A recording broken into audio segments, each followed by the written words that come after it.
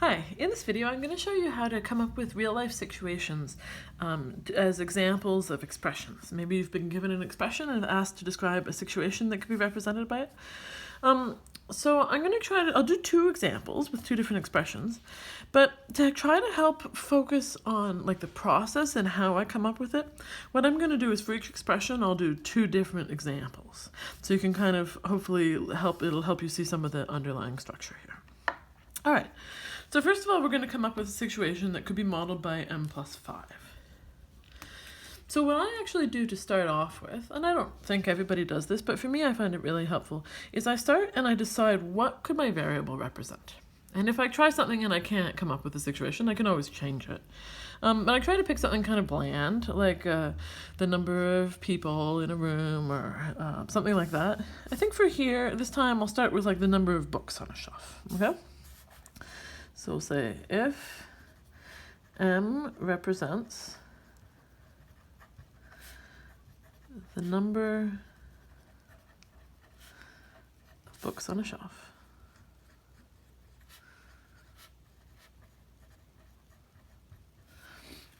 okay, so I pick something that like conceivably I would maybe do some operations to. So I'm thinking about like if this is the number of books on a shelf, then what is m plus 5? That's 5 more. Okay.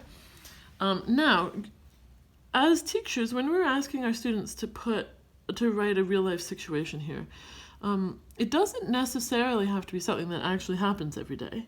And actually, personally, I would be even fine if the situation involved things like unicorns or whatever that was imaginary. I don't know if every teacher feels like that, but I would be fine with that. What I'm looking for is, do my students understand what the operations mean? And do they come up with sort of a situation why we might actually do that operation? So here I need to think, why would I have 5 more than the number of books on a shelf? So one thing I could do is I could just say, well, there's some books on a different shelf. And then all together, if there were 5 books on the different shelf, then all together that would make m plus 5 books.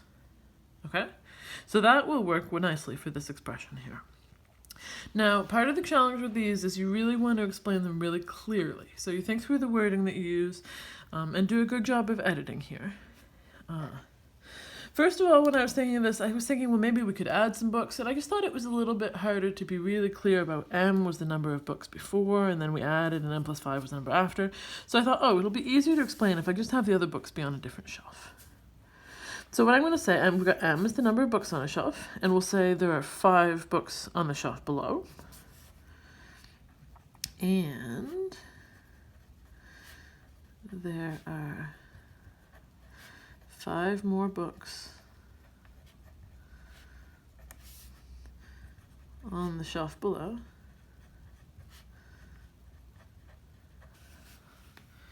Right.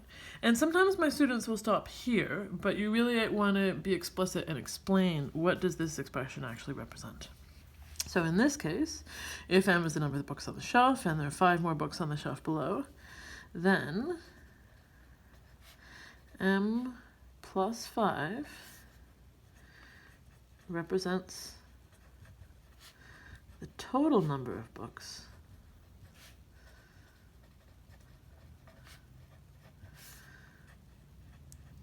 and I would say that's a perfectly good answer, but for an excellent answer, we could add on the 2 shelves. Just to be really clear, we're just talking exactly those 2 shelves and no others. All right? Now, what I'm going to do now is I'll do another example where m represents something different, and we're still looking at this expression m plus 5. Okay, so maybe what we'll have instead, let's have m represent something different. If m represents, and I'm kind of feeling in a springish mood, so I'm gonna make it be something about flowers. Maybe it'll be the number of daisies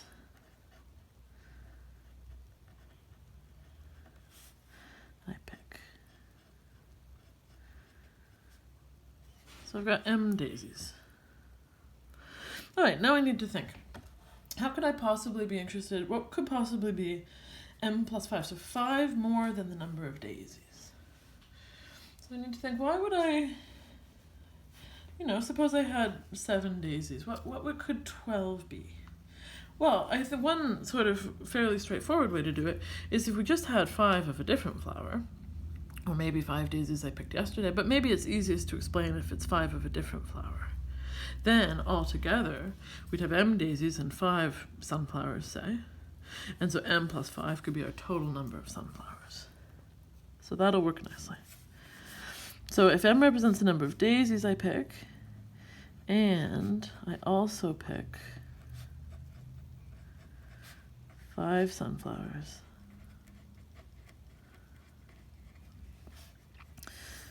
then, so this is the part, make sure you explain this last part, explain explicitly what the expression is.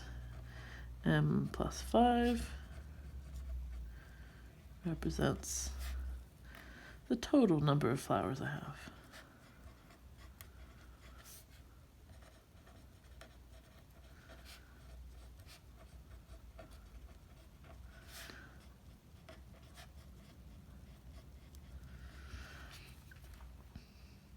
All right. So in both of these cases, I picked just something sort of ordinary and everyday, and then I thought, well, why would I be adding 5 to that? Why would I have 5 more than that? And as a teacher, as I look at my students' answers, I'm really looking for, have they given a real example of 5 more? Whether it's just 5 books on the shelf or 5 extra flowers. I want to know, why are you adding 5? If you just said, and I added 5, then I wouldn't really know if you understood or not. All right, so now let's go to the second expression, m divided by 2.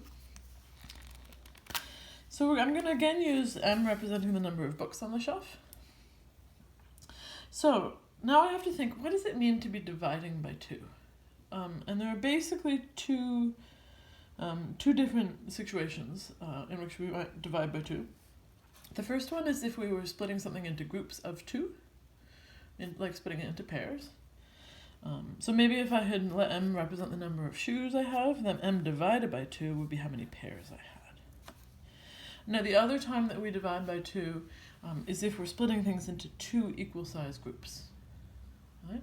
So I think maybe what I'll do just to show is I'll do one that's groups of 2, and one that's 2 equal-sized groups. Okay, so if we do, I've got m books on the shelf. Now, so I'm putting my books in groups of 2. And you could say, and we put the books in groups of 2, and m divided by 2 is how many groups or piles of books we had. That would be perfectly fine. I think it might even add a little something if we think, like, why are we putting these books in groups of 2? And I was kind of imagining being at the library and getting out 2 books. And then next time I went to the library, getting out 2 books, always from the same shelf. I don't know why it would be from the same shelf, but maybe, I don't know, it was a shelf I'm interested in, cookbooks or detective mysteries or whatever. And then I kind of imagined, okay, well, suppose, how would it be if I read 2 books every week? So that would mean I go to the library on Saturday and I get out 2 books, and then I bring them back a week later and get out 2 more. So the number of groups I have, the number of pairs of books, that would be how many weeks it would take me to read the whole shelf full of books. All right, so that's what I'm going to try to write, and we'll try to write it really clearly. So if m represents the number of books on a shelf, and I'm reading 2 books per week, and I read 2 books per week, then m divided by 2. So 2 books the first week, 2 books the second week, and so on until all the books are done. So I want to know how many groups of 2 are there in m, which is m divided by 2. That's perfect. That's exactly what I want. So if I know how many groups of 2, in this story, that's the same as saying how many weeks it will take me to read them all. M divided by 2 represents the number of weeks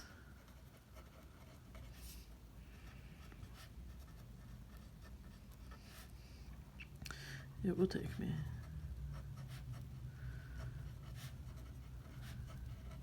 to read all the books.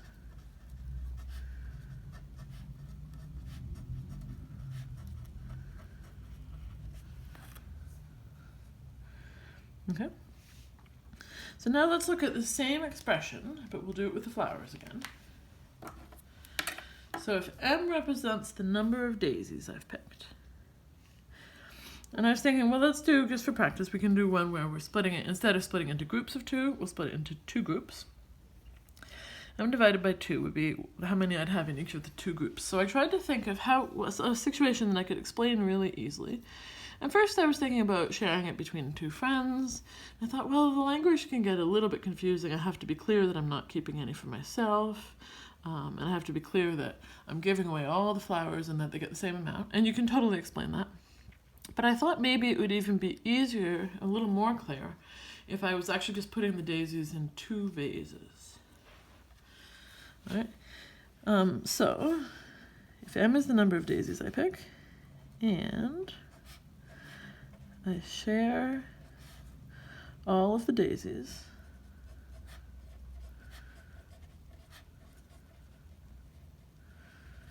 evenly. Sorry about that. Between 2 vases.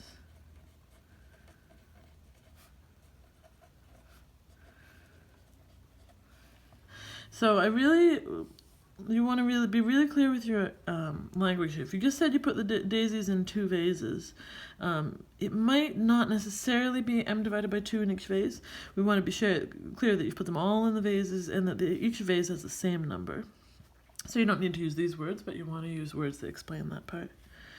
If we share the daisies equally between the 2 vases, then M divided by 2 represents the number of daisies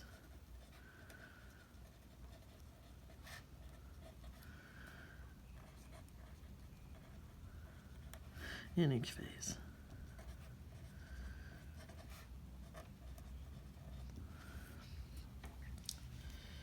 Alright, so as you're writing these, I would suggest, you don't need to, but I would suggest you start off with deciding what your variable is going to represent. And then think, well, why would I do the operation given in the expression? What could I possibly need to do with this, the number of books or the number of daisies? Why would I need to add 5 to that or divide by 2? And try to come up with some story for why it would make sense that you do that. And then just try to be really clear with your wording when you explain exactly why the situation that led you to add 5 or divide by 2. All right, good luck.